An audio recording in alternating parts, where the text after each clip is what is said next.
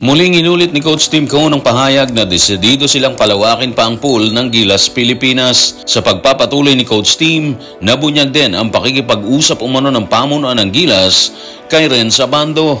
Pakikipag-usap na posibleng mauwi sa pagsama nito sa hanay ng pambansang koponan. At ang plano ni Renz na pagpasok sa PBA, ibinahagi ng kanyang kampo. Tutukan po natin ang lahat ng yan. Pero bago yan, pakisubscribe, like and share na lang muna para pareho tayong updated. Sa panayam ni Dadin Quinito Henson, ibinahagi ni Coach Tim na wala pang nagiging desisyon ng pamunuan tungkol sa pagpapalawak ng Gilas Pilipinas. Subalit kaakibat nito, inamin naman ang premyadong coach na bukas sila sa usaping ito. Narito ang kanyang pahayag.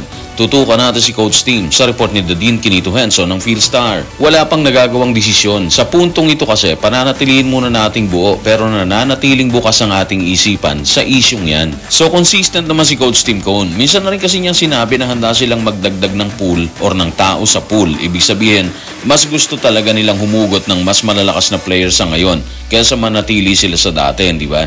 Sa tingin naman natin, maganda yun kasi may mga posibilidad na mas gumanda yung hanay ng Gilas Pilipinas. Actually, maganda na siya. Pero siguro, naiisip nila na hindi na bumabata yung ilan sa kanilang mga players. Sooner or later, sabi nga nila, papalitan sila dyan. Magpapaalam yung ilan sa kanila. Like sa kaso ni Japet Aguilar, na maalam na siya sa Gilas. Pero dahil kulang sa tao, mas pinili ni Coach Tim na hugutin ulit siya doon. Sa ngayon, ang daming player na dapat nasa hanay ng Gilas, di ba? Ang problema, hindi lahat pwedeng maipasok eh. Limitado lang naman kasi ang kailangan sa roster.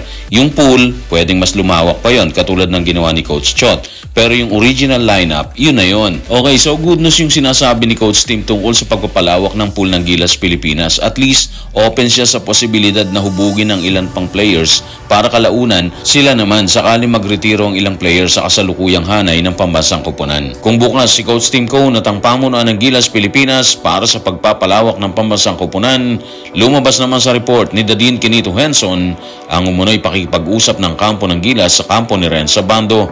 Tanong, handa ba si Renz sakaling tawagin siya para samahan ang Gilas Pilipinas? Tutukan natin si Mr. Marvin Espiritu sa report ni Dadin Quinito Henson ng Philstar. Nakipag-ugnayan na sila para tingnan ang availability ni Renz. Sa ngayon, pinaplansya namin ang kontrata para makapaglaro siya sa SGA dito sa Dubai. Pagkatapos niyan, bukas pa rin kami sa pakikipag-usap. Si Renz two-way player yan eh. Madali siyang maka-adapt or mag-fit sa anumang sistema. Nananatili siyang nasa forma para kapag may tawag, nakahanda na siya. Mula kay Marvin Espiritu ang agent ni Renz Abando, may nakipag-usap na po sa kanila. Hindi lang sinabi kung sino yung nakipag-usap tungkol sa availability ni Renz Abando. Pero ang laki ng impact nun. Alam kasi natin na malaki magagawa ni Renz Abando sa Gilas sakaling makasama siya dito sa hanay. Nakita na natin yung impact niya sa nakaraang World Cup, di ba? Yung ginawa niya doon, sobrang nagpa-excite sa Filipino fans yun. At naniniwala tayo na kahit system ni Coach Chot ang ginamit doon, magagawa pa rin niya yun sa system ni Coach Tim Cone. Another good news na naman to, di ba? Hindi rin umano siya kinalawang ayon kay Marvin Espiritu. Nananatili siyang nasa forma kahit hindi natuloy ang kanyang paglalaro sa Japan B-League. Anong nangyari kasi sa Japan, mas pinili ng Chiba Jets ang Chinese center na si Michael Wu, kaya hindi na siya natuloy doon. Anyway, katulad ng alam nating lahat, hindi na bagong pagsama ni Renz sa hanay ng Gilas Pilipinas. Andiyan na siya dati pa eh. Noong 2021, naglaro siya sa FIBA World Cup Asia Qualifiers. Noong 2022, naglaro siya sa FIBA Asia Cup. At noong 2023, naglaro naman siya dito sa FIBA World Cup. Ibig sabihin, alam na alam ni Renz ang pakiramdam kung paano sumabak sa bakbakan kalaban ng iba't ibang bansa.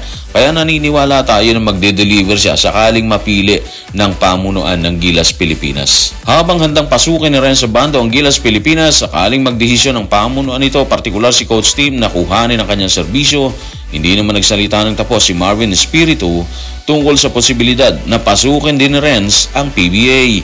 Kaya ang tanong ng bayan, ano bang lagay ng PBA sa desisyon ni Renz Abando? Tutukan natin si Agent Marvin Espiritu sa report ni Quinito Henson sa Philstar. Hindi ko masasabi na oo o hindi kung papasukin niya ang PBA draft. Malalaman natin sa Agosto yan, ang panahon ng pagpirma para sa liga sa ibang bansa. Pinag-aaralan namin ang mga alternatibo ngayon. Base sa pahayag ni Mr. Marvin Espiritu, wala pa pong pinal na desisyon si Renz Abando kung tuluyan na niyang papasukin ng PBA.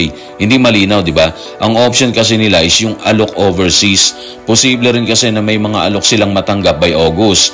Posible rin na bumalik siya sa KBL kung saan siya naglaro ng 2 taon. Kung tutuusin, sayang yung nabakante siya ngayong taon matapos ang kampanya sa KBL, di ba? Pero ganun talaga eh. Hindi na tuloy ang inaasahan niyang pagpasok sa Chiba Jets. And the rest is history na. Bakante siya ng matagal. So malaman natin by August kung papasok siya or hindi dito sa PBA. Kung papasukin niya, sino yung maswerteng makakakuha sa kanya, di ba? Siyempre, andyan ang terafirma at ang posibilidad na matrade siya sa ibang kupunan agad-agad sakaling makaakyat na siya dito sa PBA draft. Malaking trade din sigurado to kasi alam naman ng lahat yung kalidad ng laro nila sa bando. So wait and see na lang siguro tayo. So guys, maraming salamat.